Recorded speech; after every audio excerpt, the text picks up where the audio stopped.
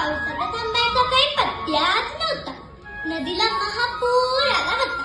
पुराचं पाणी गावात शिरायला लागलं होतं आणि याच गावात हिरा नावाची एक रानवून बाई होती. पदरात 3 पोरं, सर्जा, सखी आणि तानसे एक बाळ. 2-4 दिवस झाले हिराची चूल पेटली नव्हती. मग तानशाला कुठलं आलं होतं? ते नुसतंच जायचं पाणी गिळू लागलं होतं. पण त्या पावसाकडे बघून हिराच्या मनात एक विचार आला होता की 8 दिवसापूर्वी आपल्या भावात सांगावं आलाय की अक्का मला लई मरण आहे, मला बघाय. आपला भाऊ खालच्या गावातच आहे. 2 वक्ताचं नाही पण एखाद्या वक्ताचं खायला मिळालं तरी चालल. भावाच्या दारात गेल्यावर राहून नाही म्हणायचं नाही. तिचा निर्णय पक्का झाला. हिरा त्या पावसात माहेर निघाली. हिराचं माहेर भरताच्या ओढ्याच्या पलीकडे होतं. ती काठावर उभी राहिली. आई, या पाण्यातनं कसं जायचं गं? तिच्या एवढं पाणी आणि पोराच्या कमरेएवढं पाणी लागत होतं. कशी ती पलीकडे काठावर आली. हिरा आपल्या नळ्याच्या गावात आली. वड्याला वळसा घालून ती पुढे गेली. हिरा आपल्या भावाच्या दारात उभी राहिली. हिराचं होऊन ऐकू नुसताच जेवला होता. तोंडात पाणी आणलं होतं. बहिणी त्याला दिसली. त्यानं बायकोला हाक मारली. अगं ये अक्का आली. या का? भावानं तोंडपर्यंत स्वागत केलं.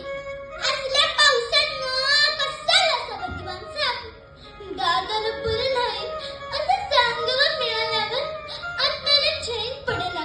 बघावंसं वाटलं म्हणून आलो. आवा दिवसा त्या गोठल्यात 8 दिवस झालं. यायचं होतं काय? 8 दिवस पाठीमागं का नाही आला सवा? हिराला काय बोलावं ते कळेना.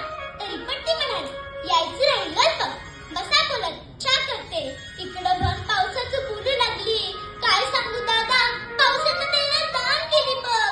पाऊस जन्माचा वैरी झालाय बघ. शेतात पीक राहिलं नाही. असाच पाऊस राहिला तर घरात पाणी येईल.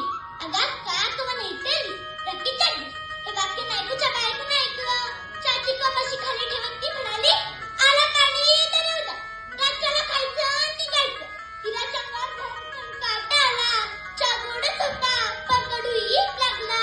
नायकूच्या बायकोनं नायकूला आत नेलं आणि म्हणाली म्हणजे बहिणीची तुम्हाला गळगळ हाय पण बहिणीला तुमची किच्ची गळगळ हाय बघ. आपण गेल्या वर्षी मैसिकतच मागत होतो तेव्हा गावात दिली नाही. अगं असं काय करतीयास? ती म्हैस तिची नव्हती. अर्धांगीनं आणली होती. मी काय चिच्चू बनत होतो? पैकच देत होतो ना व. हे बोलणे हिराच्या कानावर पडत होते. पत्राचा गोळा तोंडात धरून तसाच आवंडा गिळत होती. आई बापाच्या माघारी भावाच्या दारात येऊन चूक केली असं तिला वाटत होतं. पुरावर दगड ठेवून नायकू म्हणायला लागला आणि म्हणाला अक्का का गं बोलणार? तुला माहिती आहे का गं, आपण लहानपणी भट्ट्याच्या ओढ्याकडे धुवायला गेलेलो तेव्हा मी वाचून जात होतो. तेव्हा तूच नाही का गं मला वाचवलंस? तू जर मला वाचवलं